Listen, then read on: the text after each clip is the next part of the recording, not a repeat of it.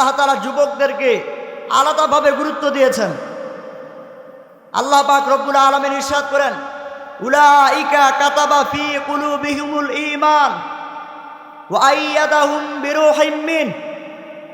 আল্লাহ বলেন, আমি ওই সকল যুবকদের অন্তরে ঈমানকে লিখে দিয়েছি এবং তাদেরকে নিজ শক্তি দ্বারা শক্তিশালী করেছি। আল্লাহ তাআলা কোন সকল যুবকদের অন্তরে ঈমানকে লিখে দিয়েছেন?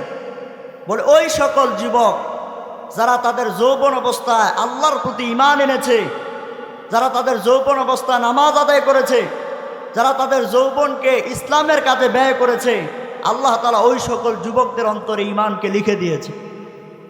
শুধু তাই নয়, আল্লাহর নবী বলেন, যেই সকল যুবকরা তাদের যৌবন অবস্থায় আল্লাহর ইবাদত করবে, আল্লাহর দাসত্ব করবে, আল্লাহ তাআলা ওই সকল যুবকদেরকে কাল কিয়ামতের দিন হাসরের ময়দানে আরশে আজিমের নিচে আশ্রয় দিবে। এজন্য আল্লাহর নবী বলেন, হে যুব সম্প্রদায়, তোমরা তোমাদের যৌবনকে কাজে লাগাও বার্ধক্য আসার আগে আগে। কেননা যখন বার্ধক্য চলে আসবে তখন তোমরা নামাজ আদায় করতে পারবে না, ঠিক মতো আল্লাহর ইবাদত বন্দেগী করতে পারবে না। কথা ঠিক নেই? কেননা বার্ধক্য মানুষের অঙ্গ প্রত্যঙ্গ দুর্বল করে দেয়, বার্ধক্য মানুষকে একেবারে অসুস্থ করে দেয়। কিন্তু আমাদের যুব প্রজন্মরা বলে যে আমরা যখন বৃদ্ধ হয়ে যাব তখন নামাজ আদায় করব, বলে না? না, আল্লাহ রসুল বলেছেন যৌবনটাকে কাজে লাগাইতে হবে ইবাদতের মাধ্যমে, যৌবনটাকে কাজে লাগাইতে হবে নামাজের মাধ্যমে, যৌবনটাকে কাজে লাগাইতে হবে রমজান মাসের সিয়াম পালন করার মাধ্যমে। তাহলে আল্লাহ তাআলা ওই সকল যুবকদের অন্তরে ঈমানকে লিখে দিবেন। কিন্তু আজকের প্রজন্মের যুবকরা তারা আল্লাহর ইবাদত করতে চায় না, তারা নামাজ আদায় করতে চায় না, তারা সিয়াম পালন করতে চায় না, তারা আল্লাহর দাসত্ব করতে চায় না। তারা আজকে দুনিয়ার প্রতি আকৃষ্ট হয়ে দুনিয়ার মায়ায় পড়ে তারা আজকে ধ্বংসের পথে এগিয়ে যাচ্ছে। কেন যুবকদের এই অধপতন? যুবকদের এত অধপতন কেন? যুবকদের এই অধপতনের অনেকগুলো কারণ রয়েছে। এর এক নম্বর কারণ ধর্মীয় শিক্ষা না থাকা। এক নম্বর কারণ কি? ধর্মীয় শিক্ষা না থাকা। আমাদের প্রজন্মের যুবকরা আজকে জেনারেল শিক্ষাকে যে গুরুত্ব দেয়, তারা আধুনিক শিক্ষাকে যে গুরুত্ব দেয়, ইসলামের শিক্ষা ধর্মীয় শিক্ষাকে ততটা গুরুত্ব দিতে চায় না। তারা বর্তমান সময়ে বাংলা, ইংরেজি, বিভিন্ন তথ্য প্রযুক্তি, জ্ঞান, বিজ্ঞান নিয়ে অনেক গবেষণা করে, অনেক পরিশ্রম করে, লেখাপড়া করে, কিন্তু তারা কোরআন তেলাওয়াত করতে পারে না, কোরআন তেলাওয়াত শিক্ষা গ্রহণ করার চেষ্টা করে না, ধর্মীয় বিধিবিধানগুলো তারা অর্জন করার চেষ্টা করে না। এজন্য আজকে যুব প্রজন্মের এই অধপতন। অথচ আল্লাহ বলেন, আর রহমান আল্লামাল কুরআন খলাকল ইনসান আল্লামাহুল বায়ান। আল্লাহ বলেন যে আমি আগে মানুষকে কোরআন শিক্ষা দিয়েছি, তারপরে মানুষকে মানুষ হিসেবে রূপান্তরিত করেছি। এই আয়াতের ব্যাখ্যা হলো, যেই সকল মানুষ দুনিয়াতে জন্মগ্রহণ করার পরে কোরআনের শিক্ষা অর্জন করবে, ইসলামের শিক্ষা অর্জন করবে, সেই সকল মানুষগুলো আদর্শবান মানুষ হবে, সেই সকল মানুষগুলো সত্যিকার মানুষ হবে। আর যেই সকল মানুষ জন্মগ্রহণ করার পরে কোরআনের শিক্ষা অর্জন করবে না, ইসলামের শিক্ষা অর্জন করবে না, ধর্মীয় শিক্ষা অর্জন করবে না, বাহ্যিক দৃষ্টিতে তাদেরকে মানুষ মনে হলেও আল্লাহর আদালতে তারা মানুষ হিসেবে বিবেচিত হবে না, বরং আল্লাহ বলেন তারা চতুষ্পদ জন্তুর থেকেও নিকৃষ্ট বলে সাব্যস্ত হবে। এজন্য ধর্মীয় শিক্ষার বিকল্প কোনো পথ নেই। যুগে যুগে যারা সম্মানিত হয়েছে তারা ধর্মীয় শিক্ষা অর্জন করার মাধ্যমে সম্মানিত হয়েছে। আল্লাহ রাসূল ইরশাদ করেছেন, খায়রুকুম মান তাআল্লামাল কুরআনা ওয়া আল্লামা। যে ব্যক্তি কোরআনের শিক্ষা অর্জন করবে এবং অন্যকে কোরআনের শিক্ষা অর্জন করানোর চেষ্টা করবে, সেই ব্যক্তি দুনিয়ার মধ্যে সবচেয়ে শ্রেষ্ঠ হয়ে যাবে। সাহাবায়ে কেরাম এত দামি হয়েছেন, এত শ্রেষ্ঠ হয়েছেন কেন? কোরআনের শিক্ষা অর্জন করার কারণে, ইসলামের শিক্ষা অর্জন করার কারণে। এই যে আমাদের হুজুররা, মসজিদের ইমাম সাহেবরা এত সম্মানিত কেন? কারণ তাদের মধ্যে কোরআনের শিক্ষা রয়েছে, ইসলামের শিক্ষা রয়েছে, ধর্মীয় শিক্ষা রয়েছে, এজন্য আপনারা তাদেরকে এত সম্মান করে থাকেন, এত মর্যাদা দিয়ে থাকেন, তাদেরকে দেখলেই সালাম দিয়ে থাকেন, যেটা সাধারণ মানুষকে দেওয়া হয় না। আজকের মাহফিলটি যেহেতু কবরবাসীকে কেন্দ্র করে আয়োজন করা হয়েছে, এজন্য মৃত্যু সম্পর্কে দু চারটি গুরুত্বপূর্ণ কথা আরজ করার চেষ্টা করব ইনশাআল্লাহ। আল্লাহ পাক রব্বুল আলামিন সূরাতুল আল ইমরানের 185 নম্বর আয়াতে ইরশাদ করেছেন, কুল্লু নাফসিন যায়িকাতুল মাউত, প্রত্যেকটা প্রাণীকে মৃত্যুর স্বাদ গ্রহণ করতে হবে। এমন কোনো প্রাণী নেই যে প্রাণীটা চিরজীবন সারা জীবন পৃথিবীতে বিচরণ করতে পারবে। মানব দানব জিন ফেরেশতা পশু পাখি কীট পতঙ্গ, আমাদের চোখের সামনে যা কিছু ভাসমান এবং যা কিছু অদৃশ্য রয়েছে, সমস্ত প্রাণীকুলকেই মৃত্যুবরণ করতে হবে। আল্লাহ তাআলা ভিন্ন আয়াতে ইরশাদ করেছেন, সূরা আর রহমানের 26 এবং 27 নম্বর আয়াত, কুল্লু মান আলাইহা ফান ওয়া ইয়াবকা ওয়াজহু রাব্বিকা যুল জালালি ওয়াল ইকরাম, সারা পৃথিবী ধ্বংস হয়ে যাবে, আসমানের নিচে জমিনের উপরে, আসমানের উপরে জমিনের নিচে যা কিছু রয়েছে সব কিছু তছনছ হয়ে যাবে, একমাত্র বাকি থাকবেন তিনি। বলেন তো তিনি কে? আল্লাহ। একমাত্র আল্লাহ তাআলা ছাড়া পৃথিবীতে কেউ বাকি থাকবে না। সবাইকেই মৃত্যুবরণ করতে হবে, সবাইকেই মৃত্যুর স্বাদ গ্রহণ করতে হবে। আল্লাহ তাআলা সূরা জুমার 8 নম্বর আয়াতে ইরশাদ করেছেন, কুল ইন্নাল মাউতাল্লাযী তাফিররুনা মিনহু ফাইন্নাহু মুলাকীকুম, আল্লাহ বলেন তোমরা মৃত্যু থেকে পালিয়ে যেখানে গিয়ে আশ্রয় নিবে সেখানেই তোমাদেরকে মৃত্যুর মুখোমুখি হতেই হবে। মৃত্যুর হাত থেকে কেউ বাঁচতে পারবে না। যুগে যুগে বহু ব্যক্তি মৃত্যু থেকে বাঁচার জন্য অনেক চেষ্টা করেছে, কৌশল অবলম্বন করেছে, কিন্তু কোনো ব্যক্তি মৃত্যুর হাত থেকে বাঁচতে পারেনি। নমরুদ চেষ্টা করেছিল, নমরুদ মৃত্যুর হাত থেকে বাঁচতে পারে নাই। মাইকেল জ্যাকসন 150 বছর বাঁচার জন্য অনেক কৌশল অবলম্বন করেছিল, অনেক ডাক্তারদের থিওরি তিনি অবলম্বন করেছিলেন, কিন্তু এত শত চেষ্টা করার পরেও মাইকেল জ্যাকসন 150 বছর বাঁচতে পারে নাই। 50 বছর বয়সেই তার মৃত্যু হয়েছে। এমনকি যমুনা গ্রুপের মালিক যখন করোনায় আক্রান্ত হলো, তখন তিনি ডাক্তারদেরকে ডেকে বললেন, হে ডাক্তারেরা, আমার লক্ষ কোটি টাকা রয়েছে, অনেক অর্থ সম্পদ রয়েছে, প্রয়োজনে সবগুলো খরচ করে দাও, সমস্ত টাকা পয়সা তোমরা খরচ করে দাও, এরপরেও আমাকে বাঁচিয়ে দাও, করোনার হাত থেকে রক্ষা করো। কিন্তু শত চেষ্টার পরেও যমুনার মালিক মৃত্যুর হাত থেকে বাঁচতে পারে নাই, মৃত্যুর ডাকে সারা দিয়ে অন্ধকার কবরে চলে গিয়েছে।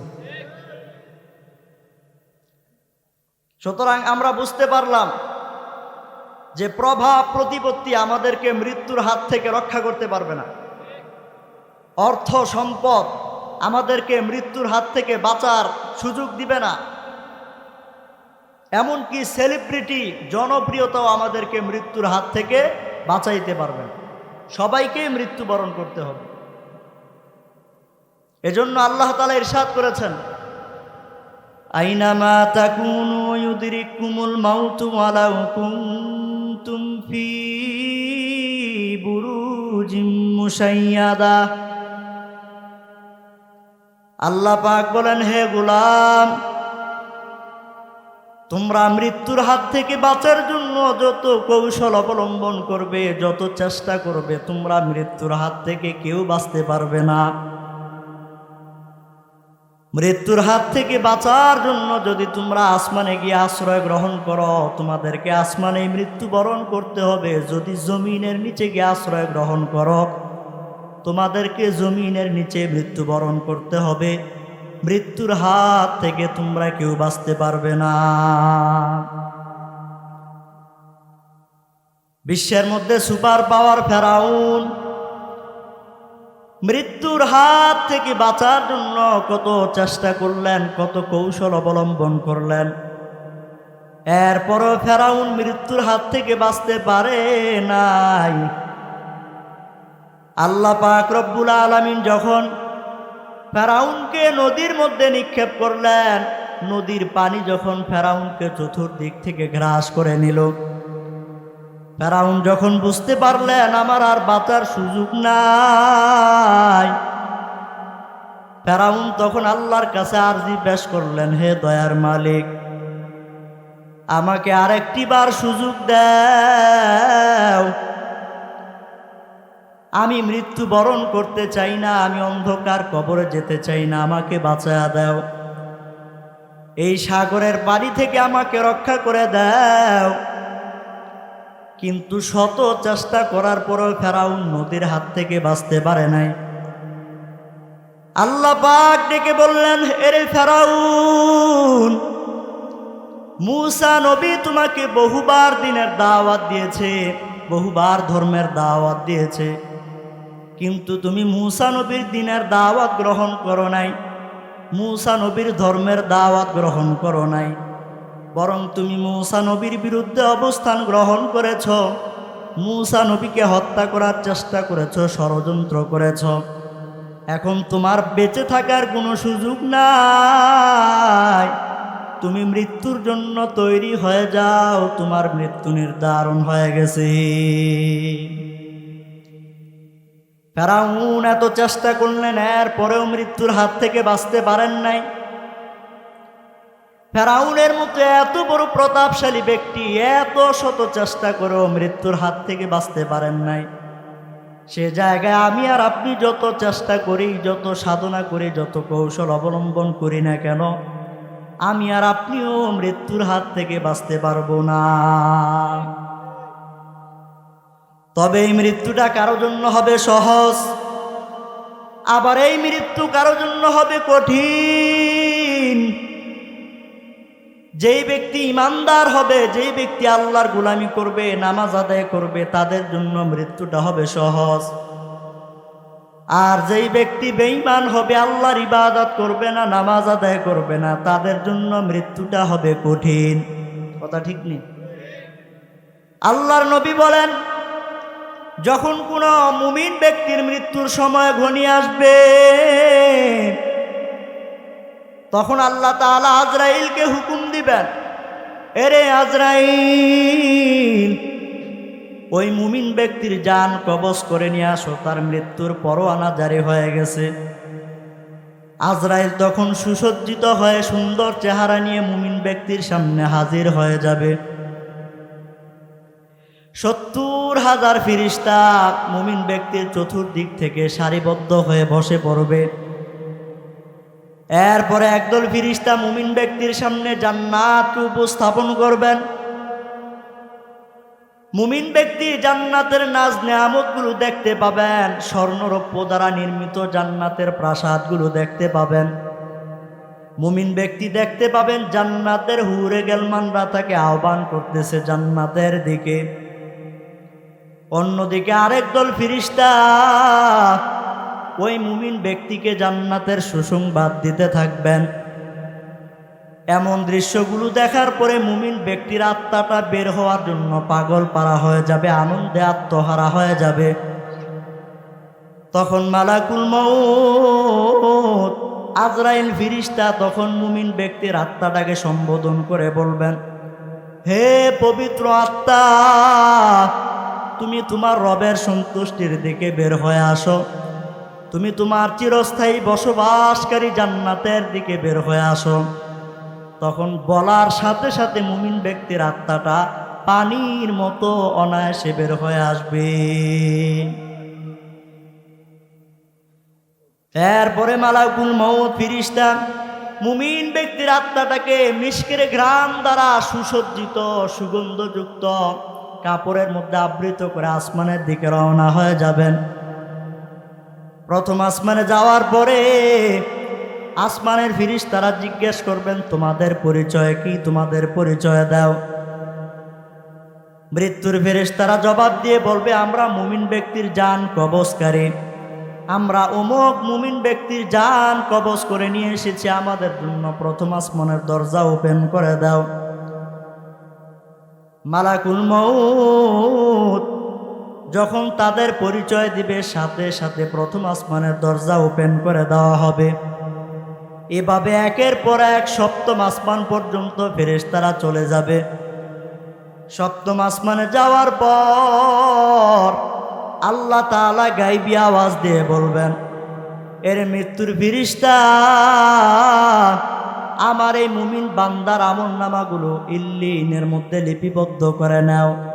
তার আমলনামাগুলো ইল্লিনের মধ্যে সংরক্ষণ করে নাও এবং পুনরায় তার আত্মাটা দুনিয়ার কবরের মধ্যে পাঠিয়ে দাও। তার আত্মাটা তার শরীরের মধ্যে পাঠিয়ে দাও। এরপরে ফেরেশতারা মুমিন ব্যক্তির আমলনামাগুলো ইল্লিনের মধ্যে লিপিবদ্ধ করে নেবেন। মুমিন ব্যক্তির আত্মাটা কবরের মধ্যে পাঠিয়ে দিবেন।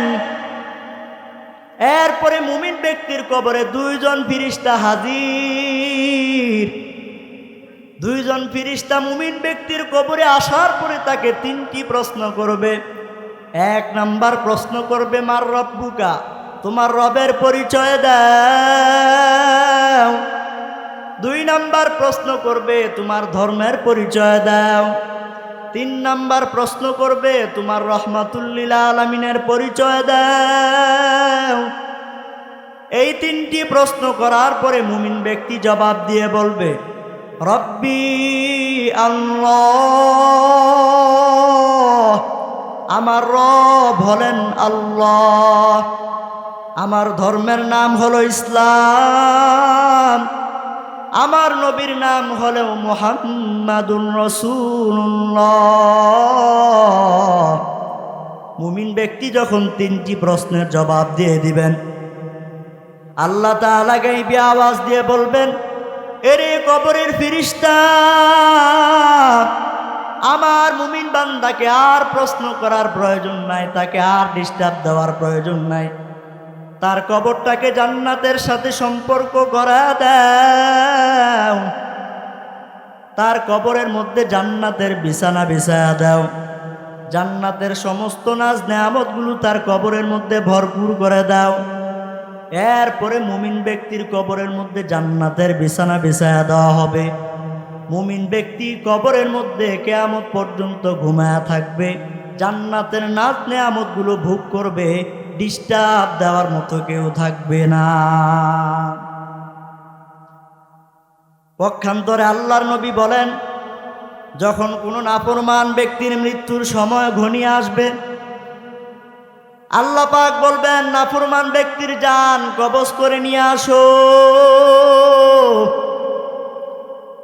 আজরাইল তখন ভয়ঙ্কর চেহারা নিয়ে নাফরমান ব্যক্তির সামনে উপস্থিত হয়ে যাবে।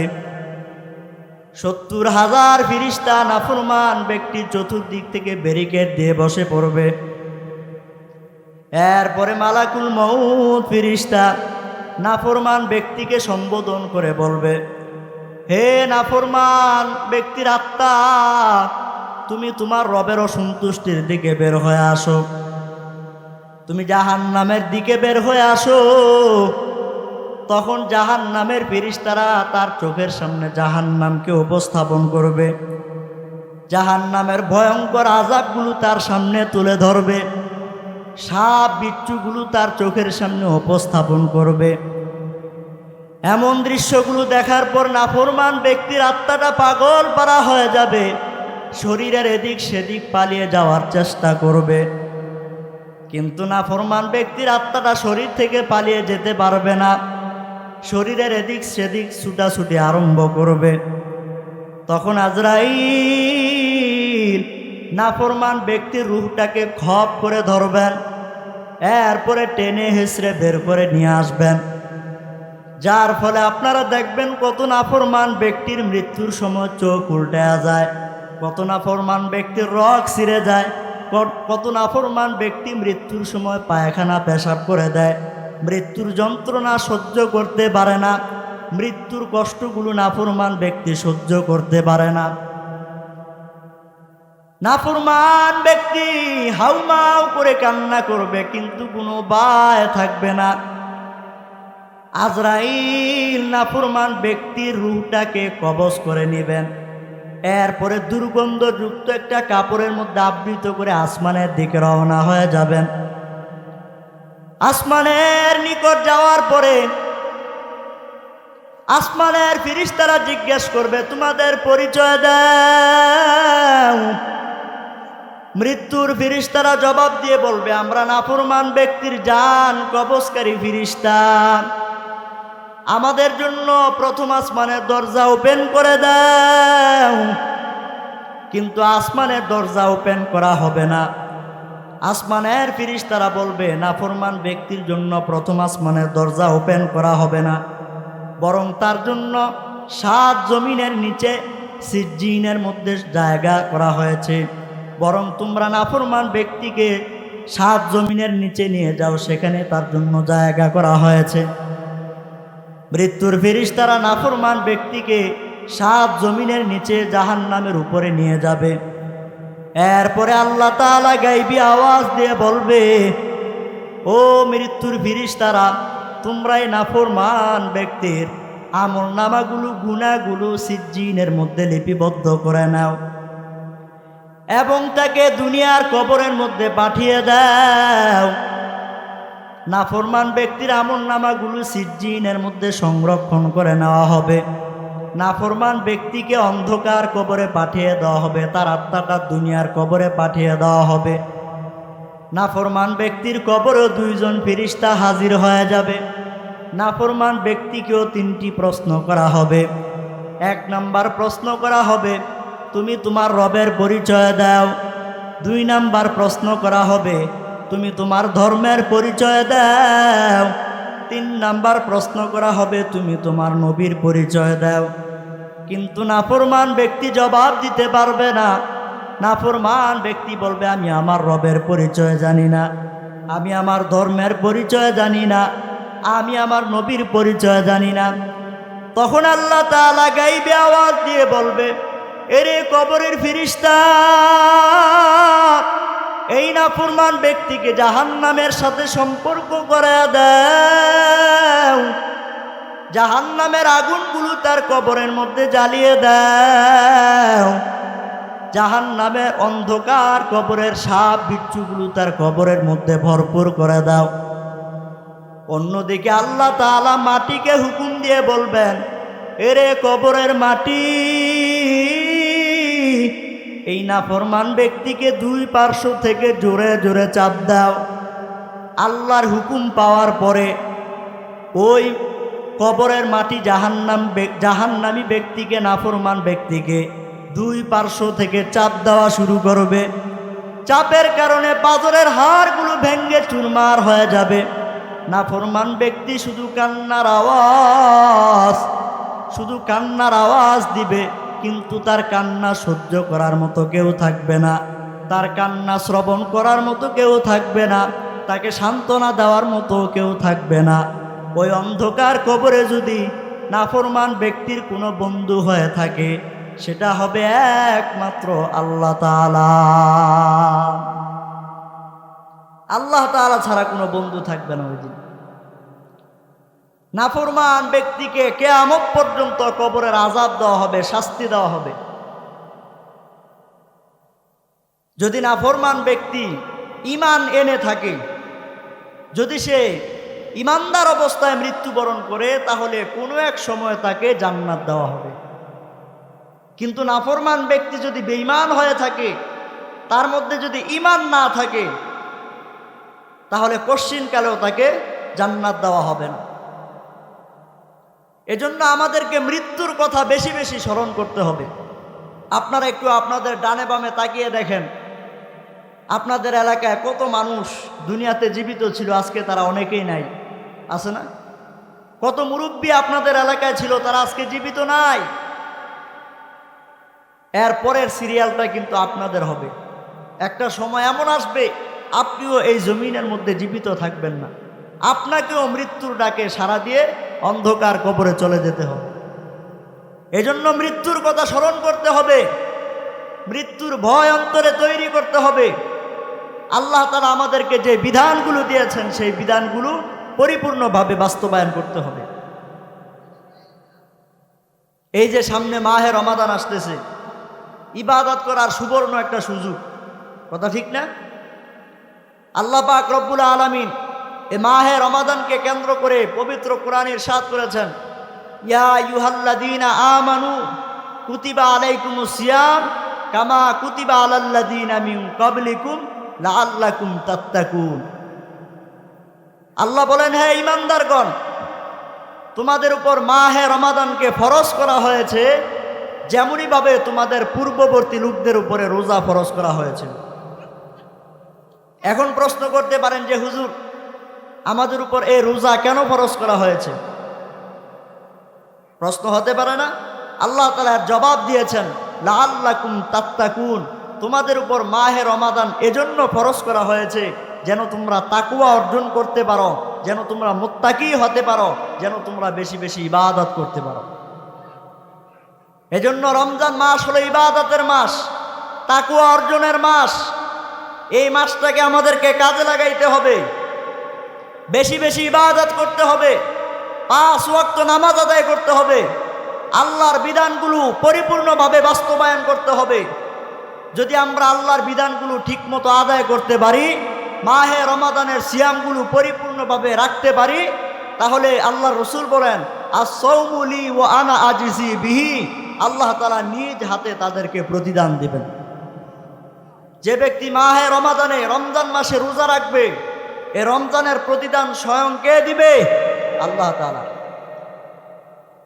সরকার বাহাদুর যদি আপনাদেরকে একটা পুরস্কারের ঘোষণা দেয় যে কেউ যদি প্রাইম মিনিস্টারের কোনো হুকুম পালন করে, তাহলে তাকে সংসদ ভবনে ডেকে কিংবা সরকারি কার্যালয়ে ডেকে তাকে সরকার নিজ হাতে পুরস্কার দিবে, আপনারা কি খুশি হবেন না? সে পুরস্কার গ্রহণ করার জন্য অনেক চেষ্টা, অনেক পরিশ্রম করবেন না? ঠিক তেমনইভাবে আল্লাহ রাসূল বলেন, আস-সাওমু লি ওয়া আনা আজিজি বিহি, যে ব্যক্তি মাহে রমাদানের সিয়ামগুলো পালন করবে, রোজাগুলো রাখার চেষ্টা করবে, আল্লাহ তাআলা নিজ হাতে তাদেরকে এর উত্তম প্রতিদান দেবে। কিন্তু আল্লাহ তাআলা কি প্রতিদান দিতে পারে এটা একমাত্র আল্লাহ তাআলা ছাড়া কেউ জানে না।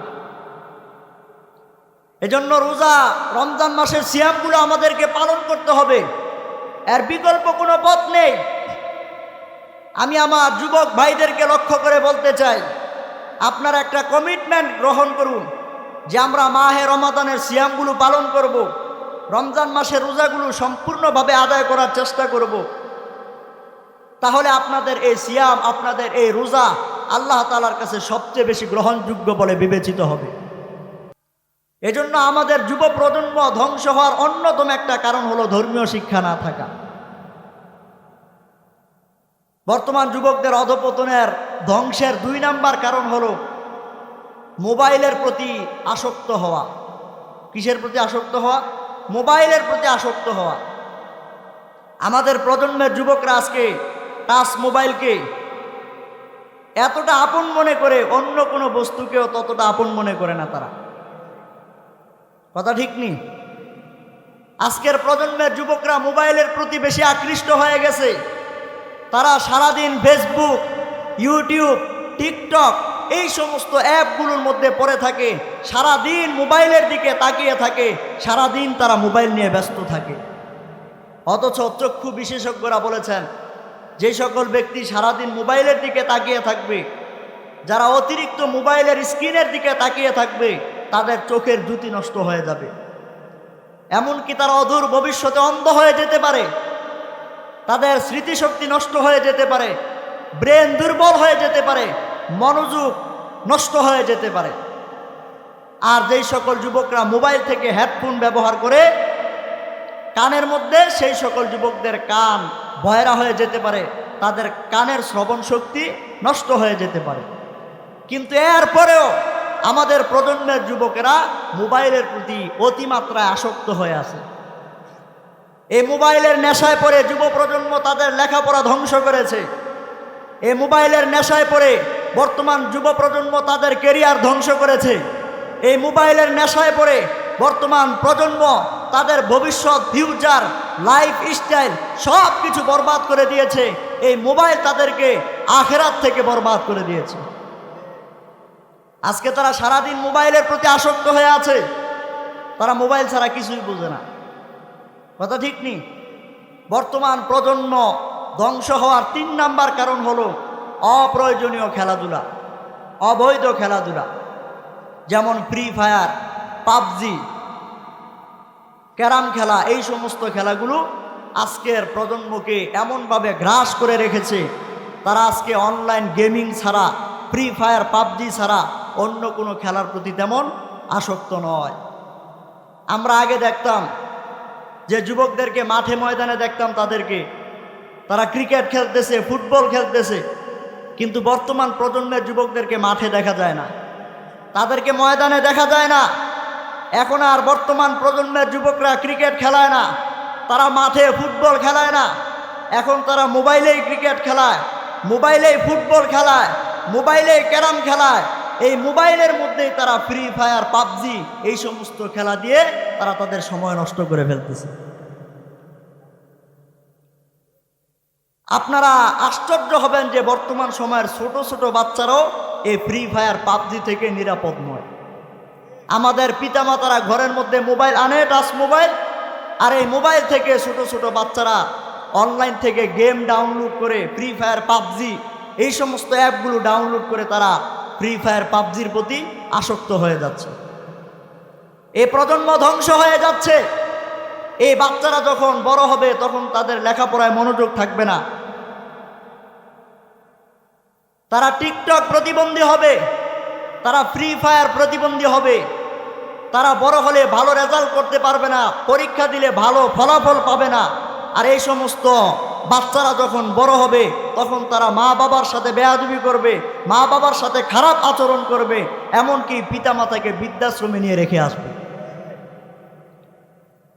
এজন্য এই অপ্রয়োজনীয় খেলাধুলা থেকে বেরিয়ে আসতে হবে। ইসলাম বলে যে যেই সকল খেলাধুলার মধ্যে বাজি থাকবে না, যেই সকল খেলাধুলো নামাজের মধ্যে বিঘ্নতা তৈরি করবে না, যেই সকল খেলাধুলার মধ্যে জুয়া থাকবে না, সেই সকল খেলাধুলা ইসলাম সমর্থন করে। যেমন বর্তমান সময়ের ক্রিকেট খেলা, ফুটবল খেলা, এই সমস্ত খেলায় যদি সতর ডাকা থাকে, বাজি না থাকে, তাহলে এই সমস্ত খেলাধুলা করাও জায়েজ রয়েছে। ইসলাম সবচেয়ে বেশি যেই খেলাধুলাকে প্রাধান্য দেয় সেটা হলো শারীরিক আত্মরক্ষামূলক খেলাধুলা। ইসলাম বলে তোমরা শারীরিক আত্মরক্ষামূলক খেলাধুলা বেশি করো, তীরন্দাজি করো, বর্ষা নিক্ষেপ করা খেলাধুলা করো, তোমরা কুস্তি খেলা করো, ঘোড় দৌড় করো, দৌড়ের প্রতিযোগিতা করো, সাঁতার কাটো। এগুলোর দ্বারা তোমাদের যখন মুসিবত আসবে এই খেলাধুলা তোমাদেরকে মুসিবত থেকে রক্ষা করবে, কারণ এটা শারীরিক একটা ব্যায়াম। এজন্য খেলাধুলাকে শারীরিক ব্যায়ামের মধ্যে সীমাবদ্ধ রাখতে হবে, এটাকে বাজি কিংবা জুয়ার মধ্যে এগিয়ে নিয়ে যাওয়া যাবে না। এজন্য বর্তমান প্রজন্ম ধ্বংস হওয়ার 3 নাম্বার কারণ হলো অবৈধ খেলাধুলা করা, অপ্রয়োজনীয় খেলাধুলা করা। বর্তমান প্রজন্ম, যুব প্রজন্ম ধ্বংস হওয়ার 4 নাম্বার কারণ হলো ভাইরালের নেশা। কিসের নেশা? ভাইরালের নেশা, সেলিব্রিটি হওয়ার নেশা। এই সেলিব্রিটি হওয়ার নেশা আমাদের প্রজন্মকে এমনভাবে গ্রাস করেছে, তারা সামান্য লাইক কমেন্ট পাওয়ার আশায়, কিছু টাকা ইনকাম করার আশায় এমন সব অশ্লীল ভিডিও তারা আবিষ্কার করতেছে, এমন আপত্তিকর ভিডিও তারা তৈরি করতেছে যেগুলো সুস্থ স্বাভাবিক কোনো প্রজন্ম দেখতে পারে না, তৈরি করতে পারে না। তারা আজকে ঝুঁকিপূর্ণভাবে টিকটক ভিডিও বানাইতেছে, ছাদের উপর গিয়ে টিকটক ভিডিও বানায়, পানির উপর গিয়ে ভিডিও বানায়। কথা ঠিক নেই? আর এই ঝুঁকিপূর্ণ ভিডিও বানাইতে গিয়ে কত মানুষ যে আত্মহত্যা করেছে, মৃত্যুবরণ করেছে তার কোনো হিসেব নেই।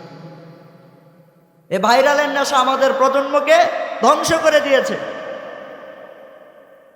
5 নাম্বার কারণ হলো নাচ গান, টিভি সিরিয়াল, নাটক, সিনেমা। আমাদের প্রজন্মের যুবকেরা নাচ গান করা এগুলোকে এখন স্বাভাবিক একটা বিষয় বানিয়ে ফেলছে। কথা ঠিক নেই? তারা নাচ গান করাকে এটাকে অস্বাভাবিক বিষয় মনে করে না, প্রকাশ্যে গান বাজাইতেছে, স্পিকার দিয়ে গান বাজাইতেছে, গায়ে হলুদের নগ্ন আয়োজন করতেছে, বিয়ের অনুষ্ঠানে গান বাজাইতেছে। অথচ এই গান বাদ্য তারা আগামী প্রজন্ম ধ্বংস হয়ে যাচ্ছে। যারা পরবর্তী প্রজন্ম তারা গানের প্রতি আকৃষ্ট হচ্ছে, তারা গানের দিকে ঝুঁকে পড়ছে এবং তারাও ভবিষ্যতে এই গান বাজনাকে স্বাভাবিক বিষয় মনে করতেছে। আর আমাদের পরিবারগুলোতে তো নাটক সিনেমা সবাই মিলে দেখে, কথা ঠিক নেই? যার ফলে বাচ্চারা বড় হয়ে নাটক সিনেমার প্রতি আকৃষ্ট হয়, ধীরে ধীরে তারা পর্ন ভিডিওর প্রতি আসক্ত হয়ে যায়, তারা পর্ন ভিডিও দেখা শুরু করে দেয়। অথচ এই পর্ন ভিডিওগুলো আমাদের প্রজন্মকে ধ্বংস করে দিচ্ছে।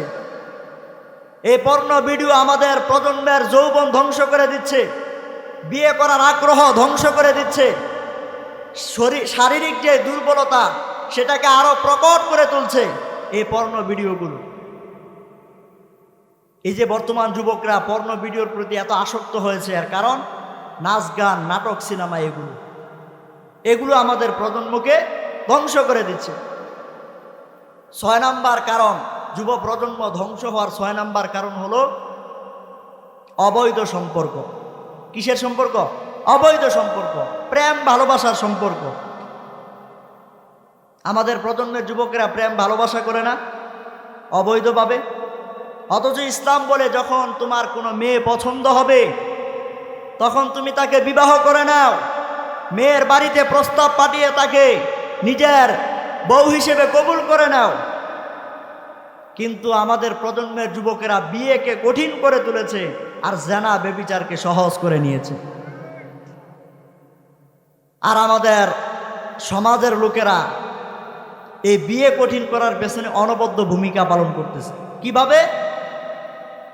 অধিকাংশ যুবকদের পিতামাতারা মেয়ের বাড়ির কাছ থেকে যৌতুক ধার্য করে, কথা ঠিক নেই? অধিক হারে তারা যৌতুকের টাকা দাবি করে, যার ফলে গরিব পিতামাতারা তার মেয়েদেরকে বিবাহ দিতে পারে না।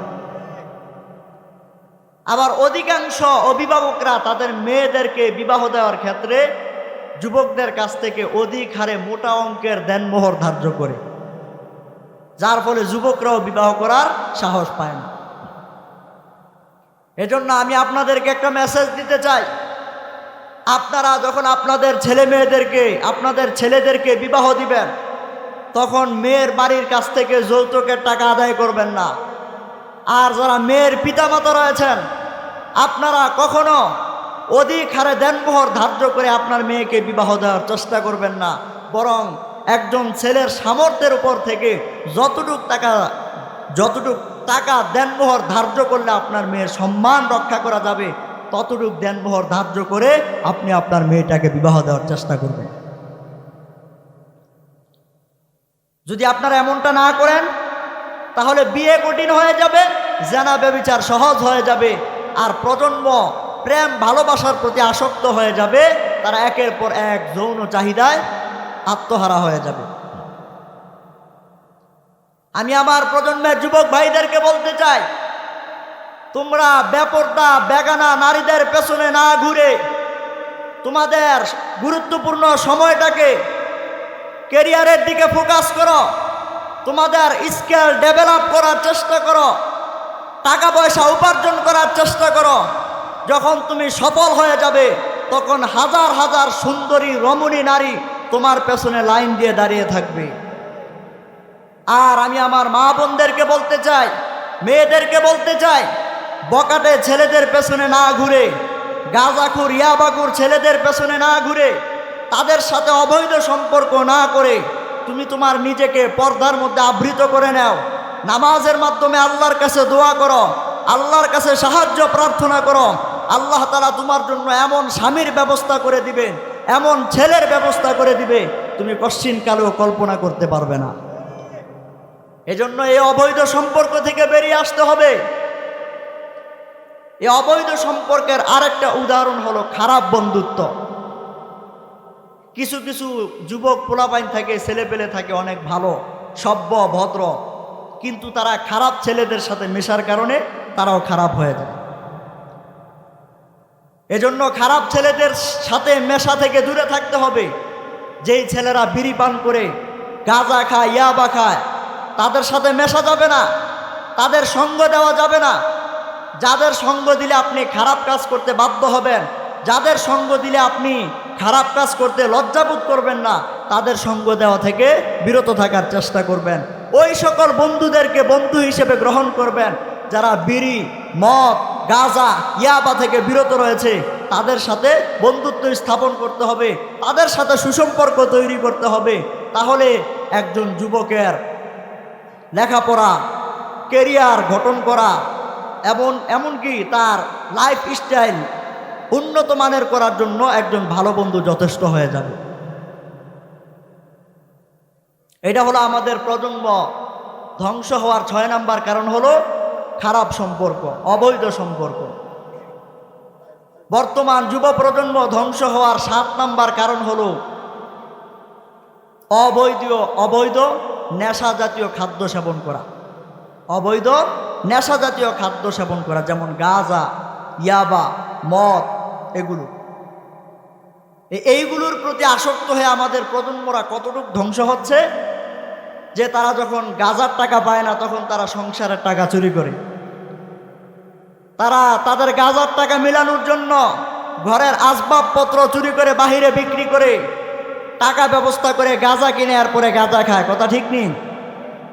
যখন তাদের ঘরের সমস্ত আসবাবপত্র শেষ হয়ে যায় তখন তারা বাহিরে গিয়ে চুরি করা আরম্ভ করে।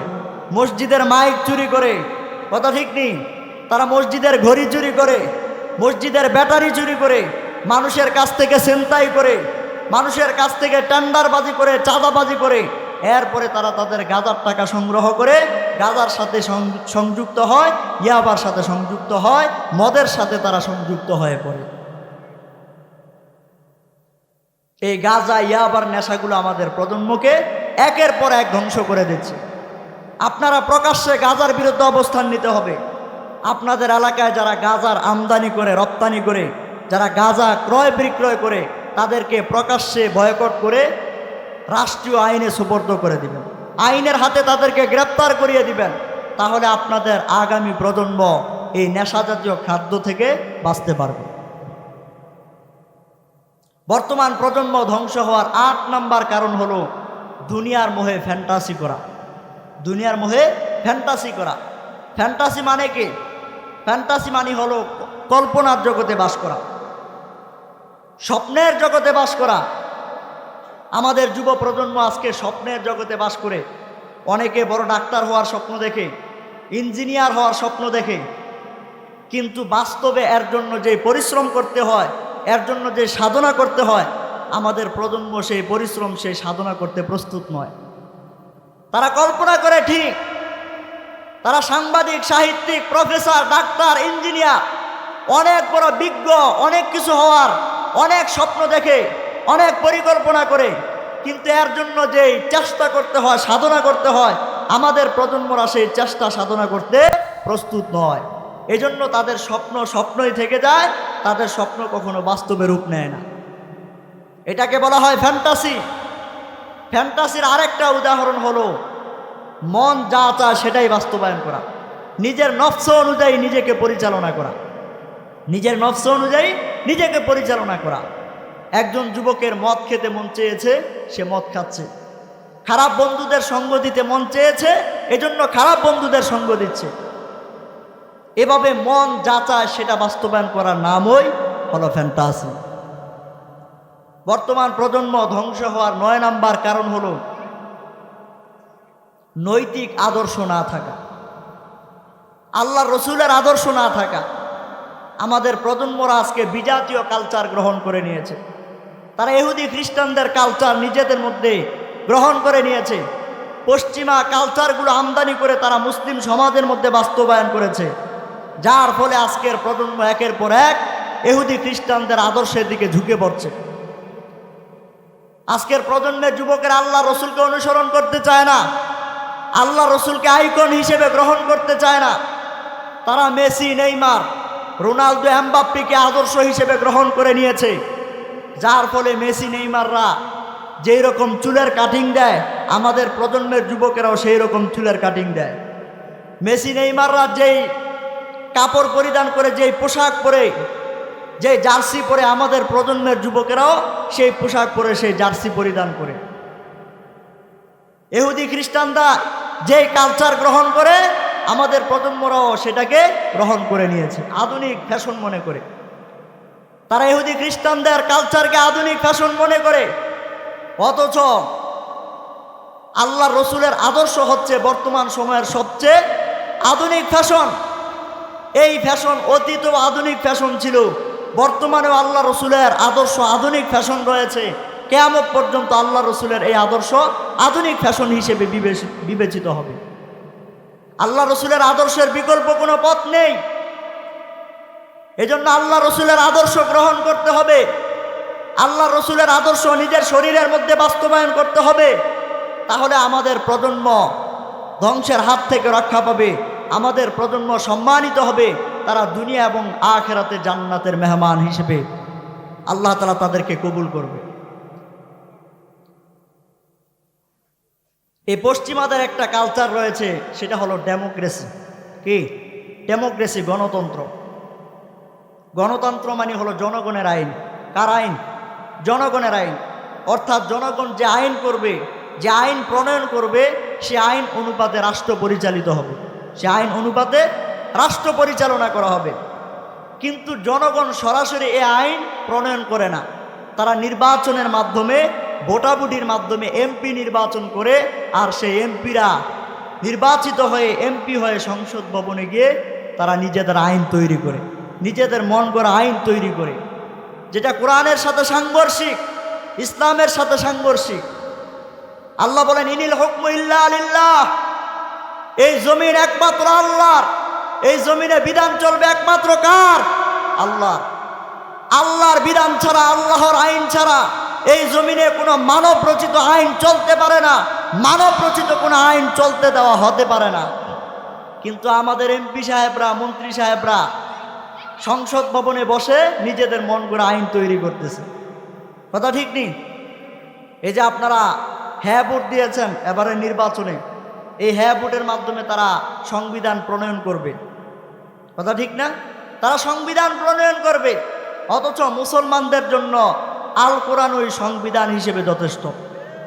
মুসলমানদের জন্য নতুন কোনো সংবিধানের প্রয়োজন হয় না। মুসলমানদের সংবিধান হবে একমাত্র আল কোরআন, মুসলমানদের আইন হবে একমাত্র আল কোরআন থেকে, রাষ্ট্র পরিচালনা হবে একমাত্র কোরআন দিয়ে, বিচার ব্যবস্থা পরিচালনা করা হবে একমাত্র কোরআন দিয়ে। কোরআনের বাহিরে অন্য কোনো আইন দিয়ে রাষ্ট্র পরিচালনা হতে পারে না, কোরআনের বাহিরে কোনো অন্য কোনো আইন দিয়ে বিচার ফায়সালা পরিচালিত হতে পারে না। এজন্য ডেমোক্রেসি এটা এমন একটা মতবাদ, এমন একটা ধর্ম যেটা সরাসরি ইসলামের সাথে সাংঘর্ষিক।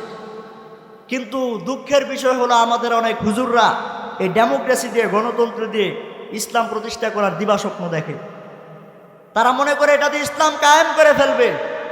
কিন্তু এই গণতন্ত্র দিয়ে ইসলামপন্থীরা যে কখনো ক্ষমতায় যেতে পারবে না, এটা দিবালোকের ন্যায় প্রমাণ হয়ে গেছে 2026 সালে 12 ফেব্রুয়ারিতে নির্বাচনে।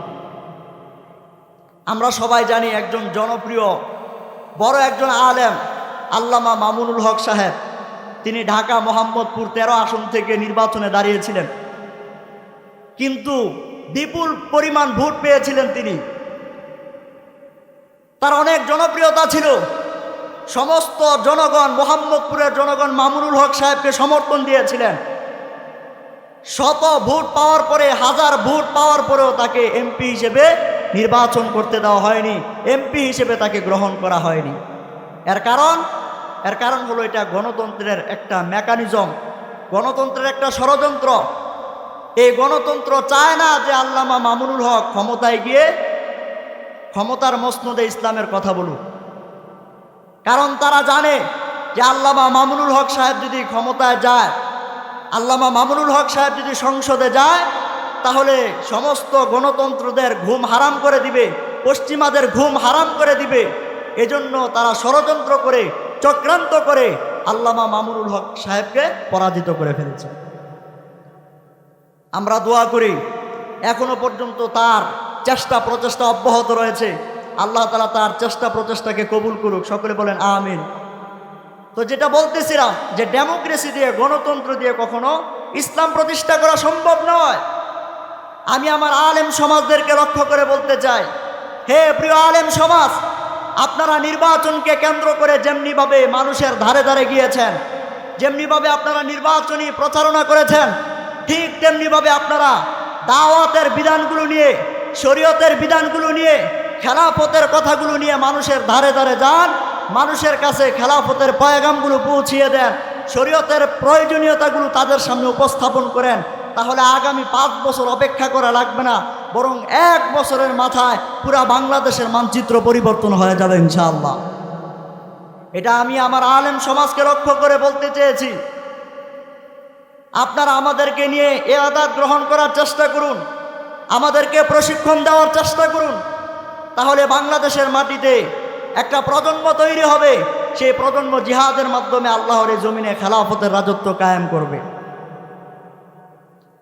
তো বলতেছিলাম যে বর্তমান সময়ের যুব প্রজন্ম ধ্বংস হওয়ার 9 নাম্বার কারণ হলো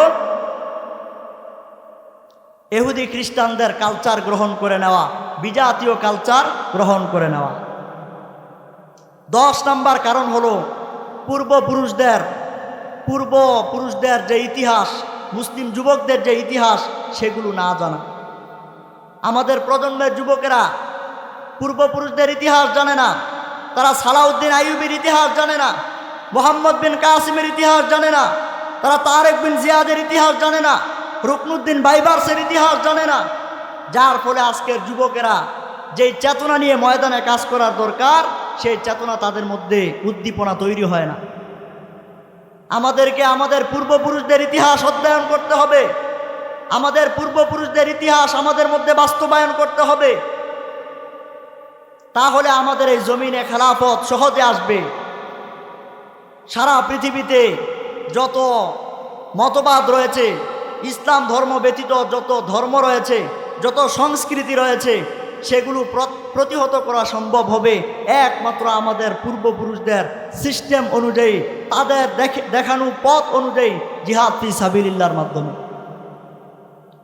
যুগের মুজাদ্দেদ আল ফেসানি যখন জন্মগ্রহণ করেছিলেন শায়েখ আহমদ সিরহিন্দ রহমতুল্লাহি আলাই, তখন তার জন্মের সময় বাদশাহ আকবর একটি ধর্ম প্রতিষ্ঠা করেছিল, দ্বীন-এ এলাহী নামক একটি নতুন ধর্ম। কিন্তু মুজাদ্দেদ আল ফেসানি যখন বুঝতে পারলেন এটা মানব রচিত ধর্ম, এটা ইসলাম বিদ্বেষী ধর্ম, এটা আল্লাহর বিরুদ্ধে অবস্থান গ্রহণ করবে, মুসলমানদের বিরুদ্ধে অবস্থান গ্রহণ করবে, তখন তিনি নীরব হয়ে বসে থাকেননি, নিশ্চুপ হয়ে বসে থাকেননি। তিনি দ্বীন-এ এলাহীর বিরুদ্ধে দাঁড়িয়ে গেলেন, সমস্ত মুসলমানদেরকে ইসলামের দিকে আহ্বান করলেন। শত চেষ্টা প্রচেষ্টার মাধ্যমে তিনি দ্বীন-এ এলাহীকে ধ্বংস করে দিয়েছিলেন। দ্বীন-এ এলাহী নামক আধুনিক যে ধর্ম গঠন হয়েছিল, সেটাকে মাটির নিচে দাফন করে দিয়েছিলেন। আমাদেরকেও মুজাদ্দেদ আল ফেসানির ভূমিকা পালন করতে হবে।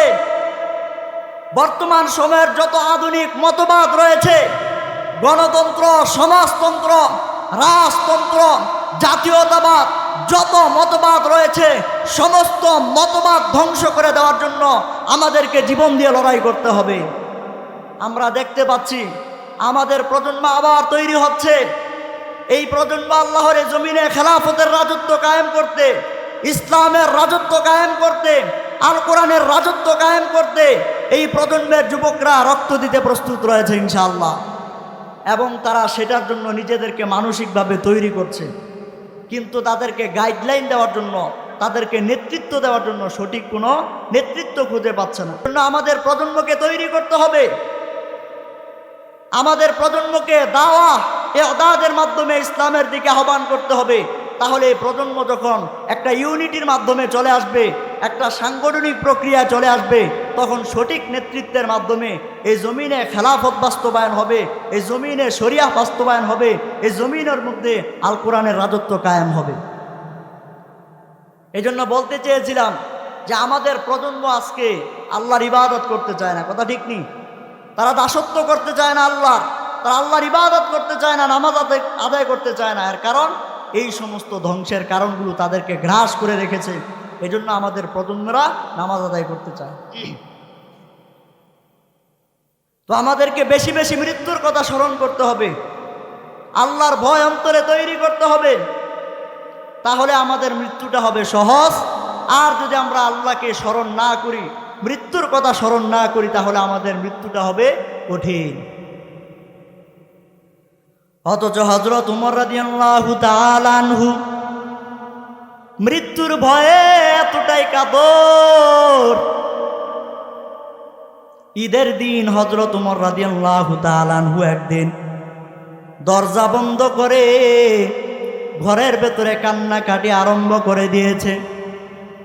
হযরত আবু হুরায়রা রাদিয়াল্লাহু তাআলা আনহু দরজা নক করে বললেন, ও খলিফাতুল মুসলিমিন, আজকে ঈদের দিন ছোট ছোট বাচ্চারা আনন্দ করে, ছোট ছোট বাচ্চারা খেলা করে, সবাই আনন্দে আত্মহারা হয়ে আছে, আপনি কেন দরজা বাড়ি দিয়ে কান্না করেন? হযরত উমর রাদিয়াল্লাহু তাআলা আনহু জবাব দিয়ে বলে, আবু হুরায়রা, আমার অন্তরে হঠাৎ করে মৃত্যুর কথা স্মরণ হয়ে গেছে। আমি আজকে অর্ধজাহানের খলিফা, হঠাৎ একদিন আমার মৃত্যুর সময় ঘনিয়ে আসবে, আমাকে অন্ধকার কবরে যেতে হবে। ওই অন্ধকার কবরে যাওয়ার পরে আমার কি উপায় হবে? ওই অন্ধকার কবরে যাওয়ার পরে আল্লাহ তাআলা যখন আমাকে জিজ্ঞেস করবেন, এরে উমর, আমি আল্লাহ তোমাকে অর্ধজাহানের দাসত্ব দিয়েছি, অর্ধজাহানের রাজত্ব দিয়েছিলাম, তুমি অর্ধজাহানের রাজত্ব পাওয়ার পরে মুসলমানদের মধ্যে ইনসাফ কায়েম করতে পেরেছো কিনা? মুসলমানদের মধ্যে ন্যায় প্রতিষ্ঠা করতে পেরেছো কিনা? আমার ভয়ে মৃত্যুর কথা স্মরণ হয়ে গেছে আমার অন্তরের মধ্যে। আমার আনন্দ করতে মনে চায় না, আমার হাউমাউ করে কান্না করতে মনে চায়। অন্যদিকে হযরত ওসমান রাদিয়াল্লাহু তাআলা আনহু, হযরত উসমান একদিন কবরের কিনারা দিয়ে হাঁটতেছে। কবরের কিনারা দিয়ে হাঁটার সময় কবর দেখা মাত্র হাউমাউ করে কান্না শুরু করে দিয়েছে। উপস্থিত লোকেরা জিজ্ঞেস করলো, উসমান, তুমি কেন কান্না করো? তোমার কান্নার কারণ কি আমাকে একটু বলো। উসমান জবাব দিয়ে বলল, আমি আজকে জীবিত রয়েছি, আমার আজকে অর্ধজাহানের রাজত্ব রয়েছে, কিন্তু আমার মৃত্যুর সময় যখন ঘনিয়ে আসবে, অন্ধকার কবরে যখন আমাকে দাফন করা হবে, ওই অন্ধকার কবরে আমার কি উপায় হবে? ওই অন্ধকার কবরে আমি আল্লাহর কাছে কি জবাব দিব?